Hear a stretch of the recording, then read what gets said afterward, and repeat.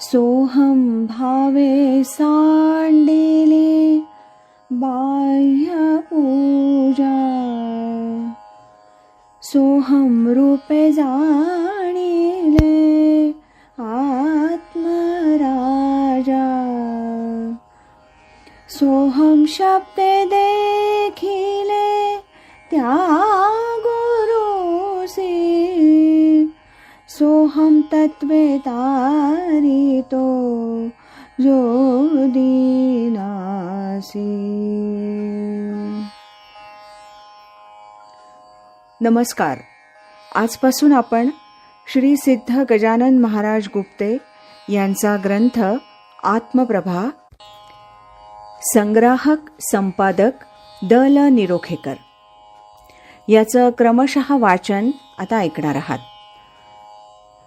यामध्ये ब्रह्मीभूत श्री गजानन महाराज गुप्ते नाशिक यांनी वेळोवेळी प्रकट केलेले परमार्थविषयक विचार उद्धृत केले आहेत.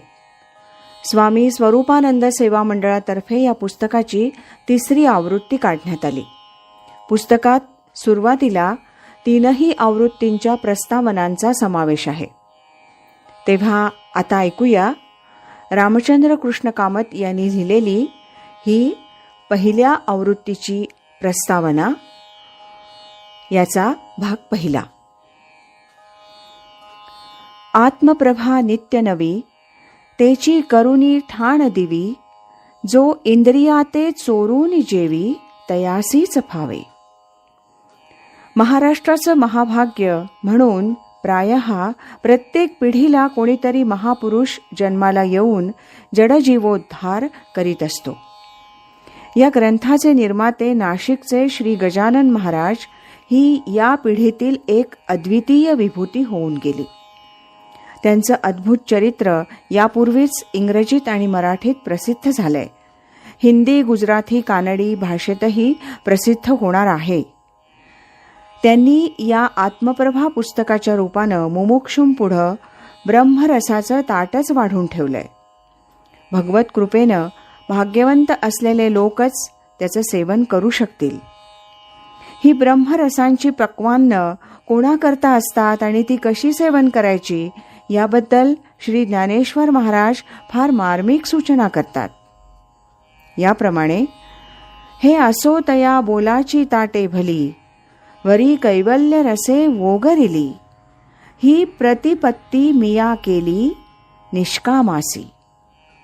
आता आत्मप्रभा नित्य नवी, तेची करुणी ठाण दिवी, जो इंद्रियाते चोरून जेवी, तयासीच फावे.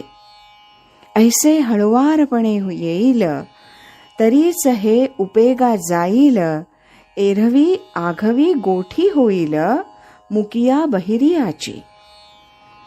श्रीमंती पक्वान्ने सोन्याच्या ताटात भरून खाणाऱ्याच्या पुढे ठेवली तरी आंबट, तिखट, तुरट पदार्थाशिवाय ताटातील शुद्ध मधुर रसाळ पदार्थांचा स्वाद जिभेला मिळू शकत नाही.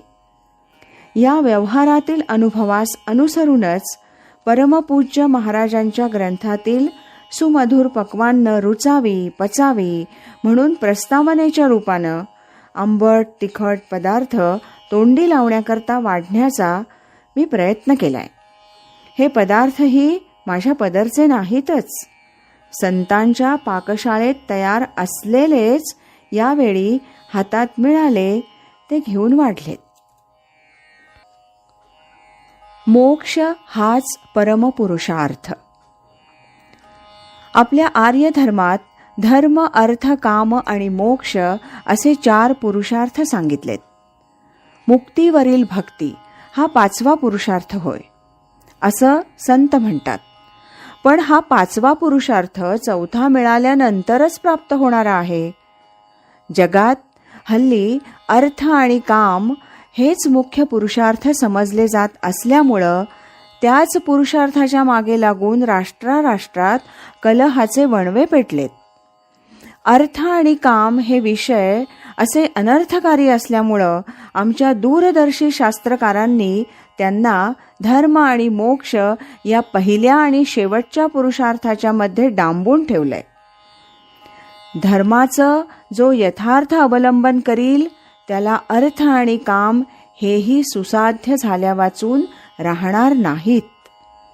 धर्मादर्थश्च कामश्च स किमर्थम न सेव्यते असं भारतकार मोठ्या कळकळीनं सांगतात. असो, यापैकी चौथा पुरुषार्थ साधण्याकरताच परमेश्वरानं जीवाला मनुष्ययोनी कृपाळूपणानं बहाल केली. संतांचा मोक्ष उधारीचा नाही. मोक्ष म्हणजे मेल्यानंतर मिळवण्याची काहीतरी वस्तू किंवा स्थान अथवा स्थिती नाही. आमच्या संतांनी याबद्दल निर्णय केलाय, याच देही याच डोळा भोगीजे मुक्तीचा सोहळा असं ते म्हणतात. हे साध्य साधण्याकरता प्रपंच सोडण्याचं किंवा मरणाची वाट पाहण्याचं कारणच नाही. जववरी देह तववरी साधन करुनिया ज्ञान साधिजे की आहे मी कोण करावा विचार म्हणे ज्ञानेश्वर अनुभवे. हे आत्मज्ञान झालं म्हणजे मोक्ष मिळाला. अज्ञान हृदय ग्रंथीनाशो मोक्ष इति स्मृतः. स्वर्ग आणि मोक्ष यातील भेद. स्वर्गाची कल्पना हिंदू धर्माप्रमाणे ख्रिस्ती, मुस्लिम इत्यादी धर्मातही आहे. पण हा स्वर्ग मेल्यानंतरच मिळायचा असतो.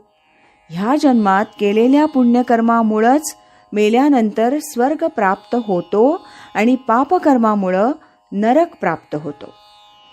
पुण्यकर्मानं स्वर्ग प्राप्त होतो, परंतु ते पुण्य क्षीण झालं म्हणजे पुन्हा त्याला पृथ्वीवर जन्म घ्यावा लागतो. क्षीणे पुण्ये मर्त्यलोकम विशंती हे गीतावचन यास प्रमाण आहे. परंतु मोक्षाला पुण्य आणि पाप ही दोन्ही नाहीशी व्हावी लागतात. स्वर्ग हा अनित्य आहे, मोक्ष हा नित्य आहे. स्वर्ग हा परोक्ष आहे, मोक्ष हा अपरोक्ष आहे, प्रत्यक्ष आहे. स्वर्ग सुख पराधीन आहे, मोक्ष सुख स्वआधीन आहे. ते अपरोक्ष आत्मस्वरूपभूत असतं म्हणून ते स्वाधीन होय. मोक्ष सुख इंद्रिय वेद्य किंवा मनोवेद्य नसून स्वयंवेद्य आहे. याप्रमाणे स्वर्ग आणि मोक्ष यात अंतर आहे. प्रस्तावनेचा यानंतरचा भाग आपण आता उद्या ऐकूया. श्रीमद सच्चिदानंद सद्गुरु श्री गजानन महाराज की जय. श्रीमद सच्चिदानंद सद्गुरु श्री स्वामी स्वरूपानंद महाराज की जय. हरि ओम तत्सत.